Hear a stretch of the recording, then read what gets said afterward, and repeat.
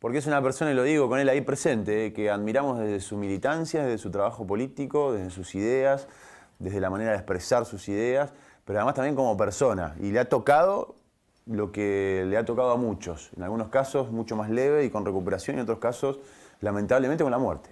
Estamos hablando del COVID y estamos hablando de Fabián Palo Oliver, diputado provincial del Frente Progresista. ¿Cómo andas, Palo? Qué gustazo saludarte. ¿Cómo estás, Juani? Gracias, che. Gracias por el afecto. Bueno, ustedes también son parte de los tantos que me hicieron llegar fuerzas y que me pasaban buena vibra y energía. Yo digo que todos formamos un gran equipo. En primer lugar, sin ningún tipo de dudas, todos los profesionales de la salud pública, del Hospital Cuyen, los médicos, las enfermeras, los auxiliares, el personal de limpieza, ellos son los verdaderos héroes de esta pandemia. Ojalá algún día lo podamos dimensionar en su real dimensión, valga la redundancia, porque con sus historias en el lomo están ahí trabajando 36 horas para mejorar la situación de cada uno de los pacientes que está afectado por el COVID. La familia, en mi caso Gaby, mi hija, mi vieja, mi hermana, mis cuñados, suegros, la familia, digamos, los amigos, y bueno, infinidades de gente, de vecinos, vecinas que no me conocen y que se prenden a la cadena de oración, y eso está pasando con cada uno de los afectados por la enfermedad y que lo pasa bien. Realmente es la parte donde se ve muchísima empatía. Yo soy un convencido de que la pandemia nos tiene que sacar mejores, que, que es una minoría la que niega la pandemia, la que milita la muerte, la que milita la anticuarentena, que esto no significa manifestarse libremente como lo hacen algunos sectores afectados, porque el Estado no supo, no quiso o no pudo asistirlo como corresponde mientras no pudieron producir, mientras no pudieron trabajar. Algunos, si llegó el Estado, llegó simbólicamente y si no, llegó tarde porque algunos se fundieron. Eso tienen todo el derecho a manifestarse y la mayoría de las veces lo hacen con responsabilidad, usando barbijo, cuidando el aislamiento. Pero los que militan las anticuarentena, que no son únicamente estos imbéciles que estuvieron en Rosario autoconvocados por ese sello de Médicos por la Verdad, sino que también hay sectores de la política que militan la anticuarentena, que niegan algo que en el mundo no se discute. Así que es un gran equipo lo que hace que los que nos tenemos la dicha de recuperarnos, de sortear esa discusión entre la vida y la muerte, podamos después estar sostenidos y estar contenidos. Por eso yo en estos días lo único que hago es agradecer, agradecer y agradecer, porque no solamente estoy vivo, sino porque me pude recuperar en parte por el cariño y el sostén de la familia, pero también de muchísimos amigos y gente que uno ni conoce, y eso lo voy a valorar por siempre.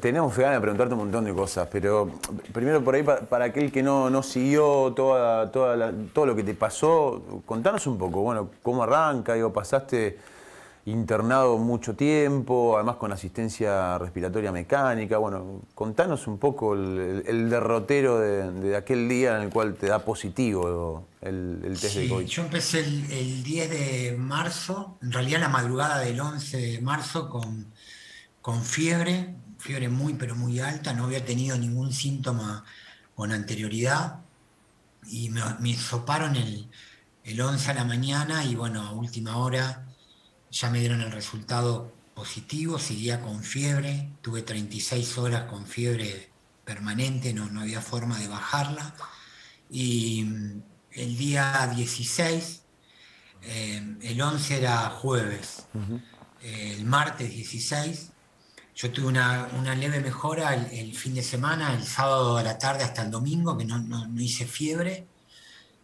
pero sabía que era positivo desde el 11. Claro. Y el 16, solamente 5 días después del COVID positivo, empecé a saturar bajo, se te mide la saturación, el ingreso de oxígeno al cuerpo, a la sangre. estaba saturando 90, 89, y bueno, ahí el médico, el doctor Mario Montenegro, que aparte es un amigo de la familia, un amigo personal, también un militante de nuestro espacio político, solamente con una videollamada habló al Cuyen, me dijo andate ya para el Cuyen. Ingresé a la guardia de COVID del Cuyen, me hicieron todo el monitoreo y bueno, ahí me hicieron una tomografía computada y se confirmó que tenía la neumonía bilateral. Así que bueno, ahí por mensaje de WhatsApp le tuve que avisar a Gaby, a mi compañera, a mi pareja, que me había llevado, pero obviamente al estar en un sector de COVID se tuvo que Claro. retirar.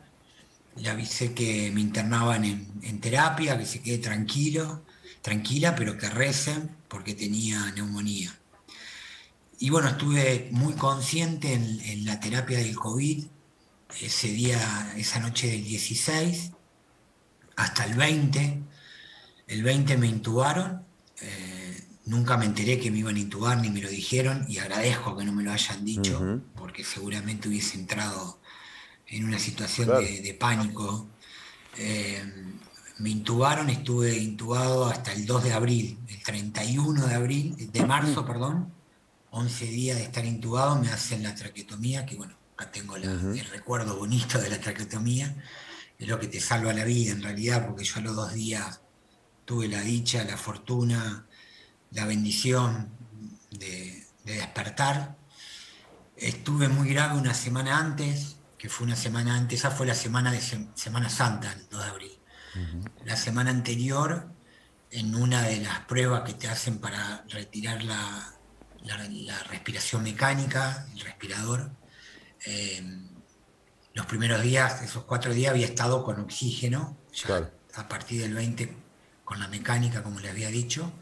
Me intentaron sacarla y bueno, no pude respirar por mis propios medios. Y cuando lo vuelven a introducir, ahí me ingresan 3 virus de los que se llaman interhospitalarios. Así que a la batería de antibióticos que se hace normalmente, eh, corticoides para el COVID y los antibióticos para la neumonía, se le tuvo que agregar un tratamiento mucho más agresivo para combatir esos 3 virus. Y bueno, fueron 3 días que estuve muy mal, que fue viernes, sábado y domingo, anterior a Semana Santa. Y después de a poco los signos vitales se fueron normalizando, por suerte, y después de la traqueotomía, bueno, es como que despegué y el 2 me sacaron el respirador. Ahí estuve, me trasladaron el 3 a terapia común, del Cuyen también, y el día 7 me dieron el alta y bueno, me trasladé a partir de una sugerencia de los propios profesionales del Cuyen. Bueno, Gaby, que fue la guerrera número uno, porque yo lo que digo, los que sufren en estos casos es la familia, yo ni me Sí, claro, vos no enteré, te enteraste. esos 23 días que estuve intubado, ni me enteré, obviamente uno está en coma inducido, realmente los familiares que tuvieron pacientes que lamentablemente no pudieron resistir y los perdieron físicamente, por lo menos si sirve de algo, darle la tranquilidad que ni se enteraron, no sufrieron, no te enterás de nada, te hacen el coma inducido y nunca me enteré de lo que pasó esos 23 días Claro. que estuve intubado. Y bueno, y ahí fuimos a Prepa, una entidad, una institución que depende de una mutual que trabaja con obras sociales, en mi Ujú. caso IAPOS lo cubre, y ahí tuve 50 días trabajando, internado, con un régimen muy pero muy estricto. Trabajás con kinesiólogos, con terapeutas ocupacionales, con neumonólogos, con psiquiatras, psicólogos, eh, con fonoaudiólogos, porque tenés que aprender Claro. nuevamente a masticar, a tragar, a deglutir el alimento, bebida. Yo llegué con una sonda nasogástrica, porque no podía ni comer ni beber. Y el trabajo de la fonoaudióloga es fortalecer todo el sistema de musculación. El estar intubado te puede producir alguna lesión. En mi caso tuve suerte que no produzco ninguna, pero sí te produce un debilitamiento muscular y obviamente que no podés comer ni tomar líquido porque te podés broncoaspirar y bueno, eso es todo un proceso que lleva de trabajo.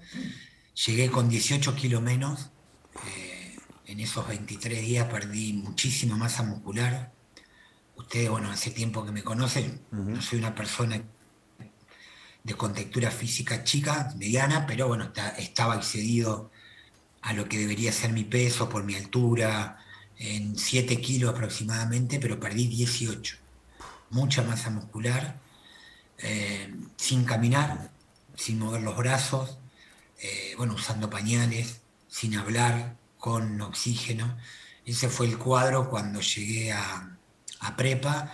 Y bueno, y en 50 días uno va evolucionando y lo bueno, lo que sí tiene bueno los pacientes de COVID, si algo tiene de bueno, es que a diferencia de los traumatizados, de los que tienen alguna patología neurológica, de los que tienen una ACV, al no haber daños neurológicos, los daños son musculares, hay que trabajar fuertemente para recuperar la movilidad, la funcionalidad, reaprender a escribir, reaprender a caminar,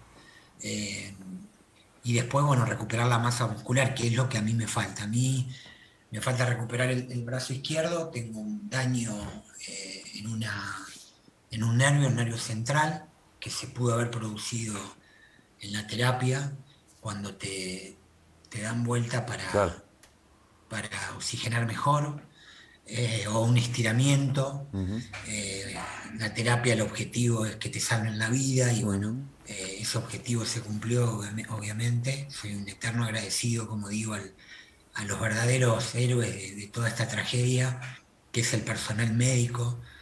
Tengo muchísima anécdota, que son mensajes de amor y esperanzador para que entendamos, sobre todo aquellos que no lo entienden, los negadores, los imbéciles que creen que lo de la cuarentena es una conspiración, y que no es real. Desde una enfermera, Claudia, que me atendía en la prepa y que el año pasado perdió a su hijo de 32 años por COVID, hasta la última enfermera en la última etapa de mi recuperación, que a los 4 días de haber fallecido su madre por COVID estaba atendiéndome a mí, porque no había enfermeros que la puedan reemplazar, porque el personal está agotado, porque también hay profesionales de la salud que también se van contagiando. Obviamente no estoy diciendo nada nuevo, hay médicos que fallecieron, enfermeros, pero cada vez más el agotamiento que tienen por la extensión en el tiempo, porque los pacientes cada vez requieren más cuidados, y esto la estadística lo está mostrando. Yo, para que ustedes se den una idea, ingresé el 7 de abril y en esa clínica que normalmente rehabilitan a traumatizados por accidentes y algunas patologías y bueno, personas que tienen ACV, se adaptaron para empezar a atender pacientes de COVID. En enero empezaron a atender los primeros. Cuando yo ingresé, el 35% de los pacientes internados éramos post-COVID, todos con las mismas características que yo, con traqueotomía, con problemas para caminar, reaprender a caminar, con pérdida de masa muscular, con pérdida de peso, algunos con más o menos daños respiratorios que otros. Yo en esa parte tuve mucha suerte, porque la verdad que enseguida me pudieron descanalizar y digamos que empieza el proceso para sacar la tráqueo, el dispositivo que te ponen, pude empezar a hablar al poco tiempo, me llevó un poquito más de tiempo ingerir líquidos, pero sí a comer, y también para comer tenés distintas etapas, te van dando desde papillas hasta llegar a comer legumbre, por ejemplo, por el problema de que te podés broncoaspirar. Tengamos en cuenta que la respiración asistida mecánica es invasiva, y entonces ese caño que se introduce por la vía digestiva, te hacen estudios y a partir de esos estudios van viendo y la evolución que tenés. La fonodióloga te enseña a recuperar toda la musculación, bueno, muchos ejercicios, pero le decía que cuando yo ingresé el 35% eran pacientes post-COVID, ahora el 50% cuando yo me vine de alta ayer. Y una historia más, que es muy conmovedora y que demuestra la cruda realidad. Jorge es mi compañero de habitación, con él convivimos 50 días y él se fue de alta conmigo ayer, pero no pudo disfrutar de su alta porque 2 días antes le habían avisado que su hermano había fallecido de COVID, su hermano mayor, uno de sus 3 hermanos que tiene.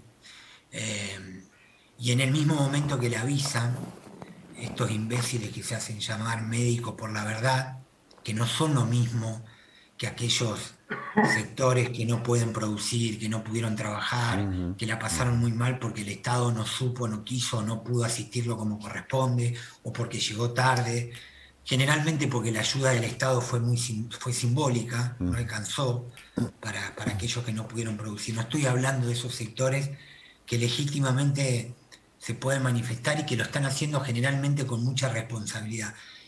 Hablo del imbécil este que se hace llamar médico, que convocó por 2 oportunidades al Monumento a la Bandera y que son lo que se los conoce como negacionistas, que niegan la existencia de la pandemia.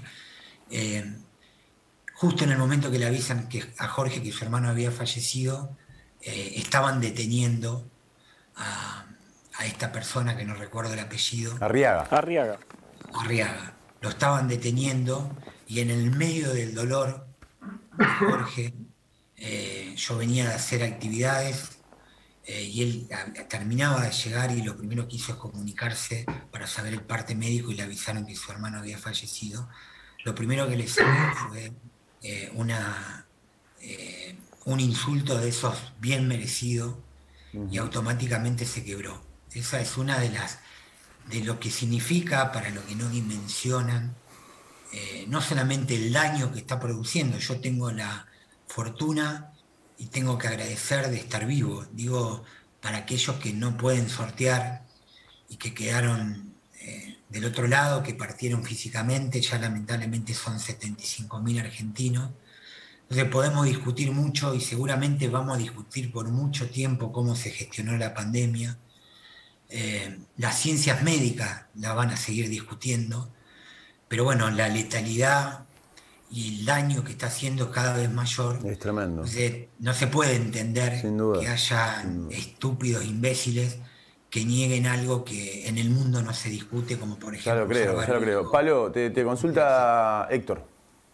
Hola, Héctor. ¿Cómo andás, Palo? Qué gusto poder hablar con vos. En el medio de tu recuperación, algunos mensajes nos cruzamos cuando tenías un tiempito libre al mediodía, pero no quise molestarte. No quise molestarte ni a vos ni a Roberto Olivera, que es tu asesor legislativo, ni a nadie de tu familia.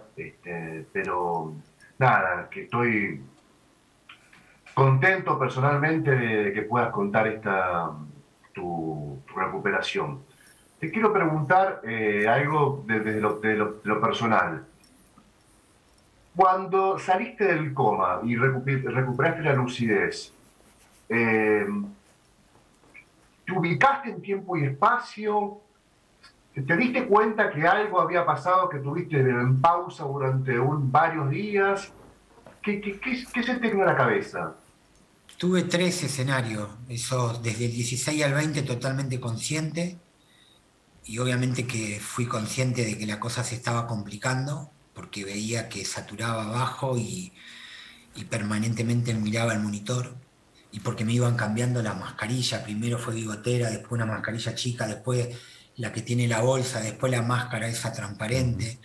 O sea, ahí tenía absolutamente conciencia. La verdad que no tuve miedo.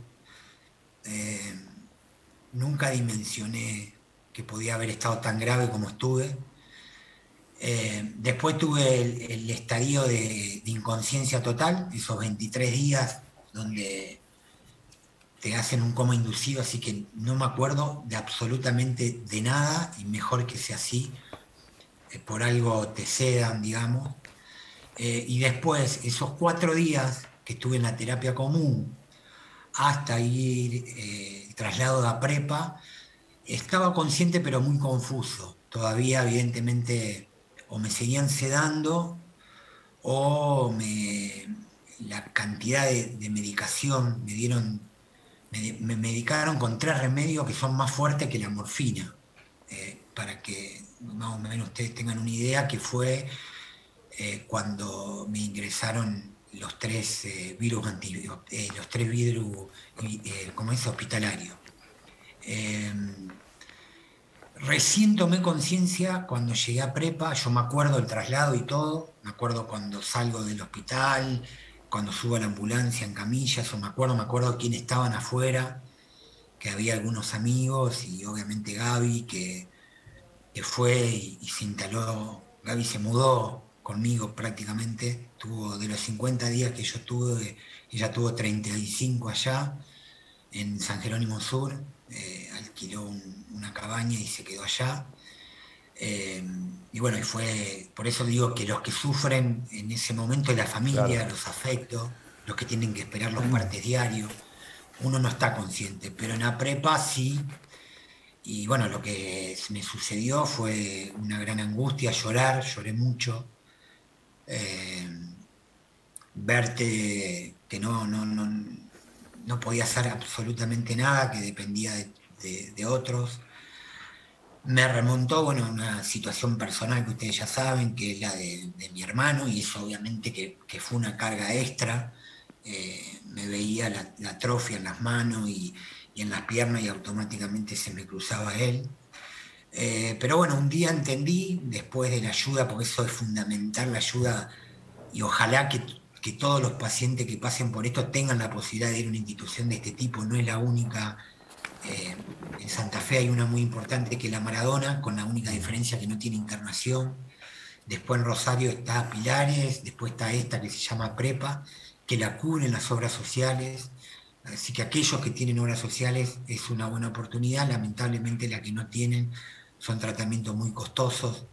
Y bueno, también el Estado tendría que estar ahí. Hasta ahora no pasaba que haya tanto daño, pero ahora los que ingresaron ahora, yo les contaba el 35% cuando yo ingresé eran pacientes post-COVID, ahora son el 50%, pero aparte ingresan con más daño que nosotros, Claro. con más tiempo con el respirador, personas con alguna característica, con sobrepeso, se ve que ahí se afecta más todavía, y son también sobrevivientes, pero que le va a llevar más tiempo recuperarse. Pero ahí dimensioné, en la prepa, cuando quise caminar y vi que no podía, cuando uno te van contando lo que pasaste, y cuando va dimensionando que si bien de la racionalidad vos te dicen quédate tranquilo que no son daños neurológicos, te vas a recuperar, pero bueno, igual, obviamente que tenés que hacer un duelo. Y bueno, después entendí que el único que estaba faltando, la única pieza que había que aceitar o ajustar, era yo, que ya estaba ahí afuera, estaba todo el equipo esperando. Eh, el equipo son los kinesiólogos, los terapeutas ocupacionales, los psicólogos, psiquiatras. Es un equipo impresionante lo que tienen. Y estaban esperando que yo me decida arrancar. Claro. Así que después de esos días, me levanté un día y dije, bueno, a partir de hoy, todos los Vamos. días me voy a poner un objetivo. Y así fue. Yo Palo, el primero, el 28 de abril le dije al médico, cada paciente tiene un médico de cabecera ahí adentro, el que te da los informes, que te va evaluando permanentemente, el que hace las reuniones con todas las áreas para ir viendo tu evolución, el que te va observando, el que decide cuándo te sacan la cánula para empezar el proceso para que te saquen la tráqueo, el que decide con la fonoaudióloga cuándo empezás a comer, a ingerir alimentos, bebidas. Eh, bueno, un día le dije, a él le dije que estaba listo, y el 28 de abril le dije que yo el 31 de mayo iba a salir caminando. Y bueno, así fue. Todos los días poniéndome un objetivo y bueno, y apoyándome en lo que tenés que apoyarte, no solamente el cariño y la fuerza de la familia, sino los miles de mensajes de gente que conozco y que no conozco, que por redes o por WhatsApp me hacían llegar la fuerza. Por eso digo que es un gran equipo que hace que uno se pueda recuperar, ¿no? la última, porque no tenemos más tiempo, pero no quiero dejar de hacerte esta pregunta. Dos en una, en realidad. Hay momentos bisagra en la vida, quiebre, por cualquier circunstancia. Obviamente para vos seguramente habrá sido de los más profundos. Y generalmente en esos momentos uno toma decisiones. ¿Qué decisiones tomaste de acá en adelante para tu vida? Y si podés volver atrás unos años y te encontrás con el palo previo a este momento bisagra, ¿qué le decís? Mira, yo no soy de arrepentirme de las cosas que hago. Sí, obviamente soy de reconocer cuando me equivoco, cuando eh, las cosas no salen como quisiera, pero no soy de arrepentirme. Ujú. Sí voy a intentar de mejorar la calidad del disfrute del tiempo libre, del ocio. Eh, yo no puedo decir que era un loco del trabajo, todo el mundo creo que hoy vivimos eh, a una velocidad que es muy vertiginosa y llega un momento que nos pegamos un palazo, como nos pasa cuando conducimos imprudentemente o Ujú. cuando sufrimos un siniestro vial. En algún momento la vida te pone un cachetazo, sin duda que este fue uno, pero también es una buena oportunidad para revisar. Y quizás lo que sí tengo pendiente es desconectarme cuando me tengo que desconectar, y ese vino que me tomaba con los amigos, con la familia, los domingos, a veces en forma mecánica, porque era tradicional los domingos hacer un asado, prender el Ujú. fuego. A mí me gusta cocinar mucho y me gusta ser anfitrión. Eso que hacía mecánicamente, hacerlo más consciente, lograr ese equilibrio de aquellos que o que hacen terapia o que usan la meditación. Me gustaría poder parar, porque racionalmente uno dice que hay que darse tiempo para el trabajo, pero también para mejorar la calidad de lo que uno brinda a la familia y lo que uno recibe también. Pero bueno, para eso hay que trabajar mucho interiormente. Yo la verdad que nunca lo hice y me gustaría hacerlo, desde hacer de terapia y psicoanalizarme, que la verdad que nunca lo hice, y quizás poder saldar algunas cuestiones no cerradas en la vida, Ujú.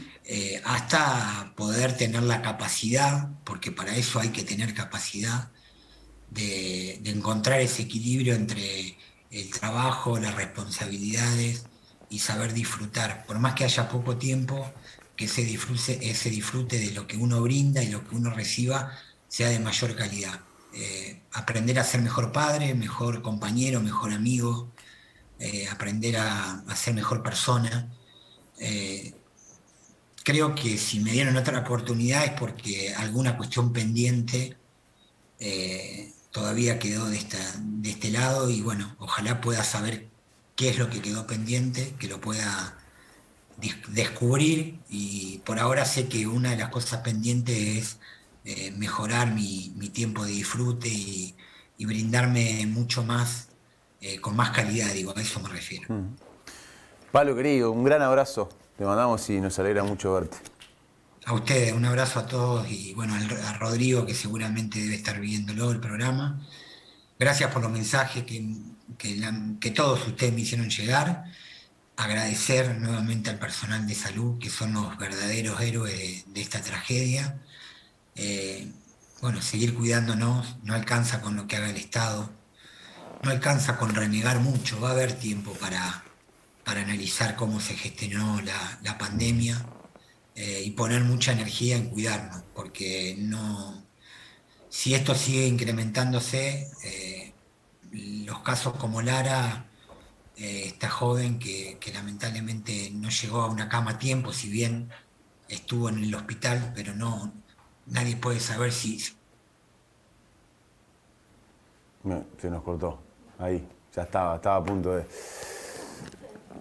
A ver, Palo. haya menos contagio. Ahí está. No, digo que tiene que haber menos contagio, y para eso nos tenemos que cuidar entre todos y ser responsables. Evidentemente, la mayoría está haciendo bien las cosas, pero socialmente todavía nos falta mejorar muchísimo, si no, no tuviéramos en este tiempo esta segunda ola con tanta virulencia, ¿no? El mundo tuvo dos, tres olas, algunos países, y volvió para atrás y nos tuvimos que encerrar. Hay que entender, ser tolerante, entiendo a la gente que la pasa mal, pero bueno, hay que que tomar conciencia que si no nos cuidamos, va a llegar el momento que va a ser esto insuperable y no va a haber cama para los pacientes. No va a ser una excepción, va a ser mucho más grave. Entonces, seguir cuidándonos. Abrazo grande, Palo. Gracias a ustedes.